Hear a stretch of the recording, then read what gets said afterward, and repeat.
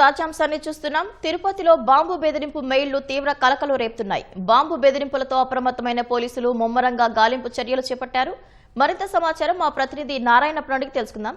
నారాయణప్ప, తిరుపతిలో బాంబు బెదిరింపులకు సంబంధించి సమాచారం ఏంటి? తిరుపతి పరిసర ప్రాంతాల్లోని పుణ్యక్షేత్రాలలో బాంబులు పేల్చివేయనున్నట్టు మెయిల్స్ రావడంతో తీవ్ర కలకలం రేపింది. తమిళనాడులోని తిరువల్లూరు కేంద్రంగా అదే విధంగా మాజీ ఎల్టీటీఈ మిలిటెంట్ తో కలిసి ఈ బాంబుల పేలుళ్లకు పాల్పడుతున్నట్లు మెయిల్ ద్వారా బెదిరింపులు రావడంతో అప్రమత్తమైన పోలీసులు తిరుపతి నగరంతో పాటు తిరుమల, శ్రీకాళహస్తి ప్రాంతాల్లో విస్తృతంగా తనిఖీలు చేపట్టారు. బాంబు డిస్పోజల్ స్క్వాడ్ అదే విధంగా స్నిప్పర్ డాగ్స్ తో ఆయా ప్రాంతాలకు వెళ్లి తనిఖీలు చేస్తున్నారు.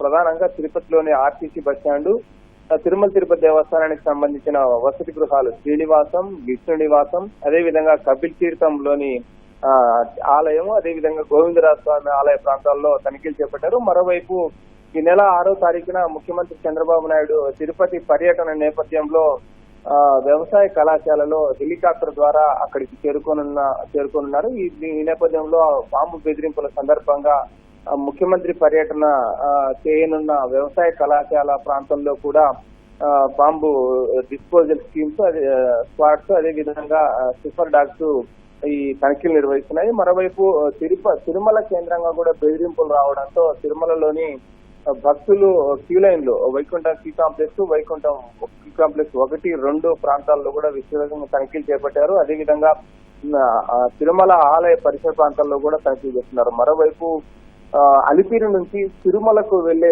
భక్తులను గతంలో కంటే మరింత క్షుణ్ణంగా తనిఖీలు చేసిన తర్వాత మాత్రమే అలిపిరి నుంచి భక్తులను తిరుమలకు అనుమతిస్తున్నారు.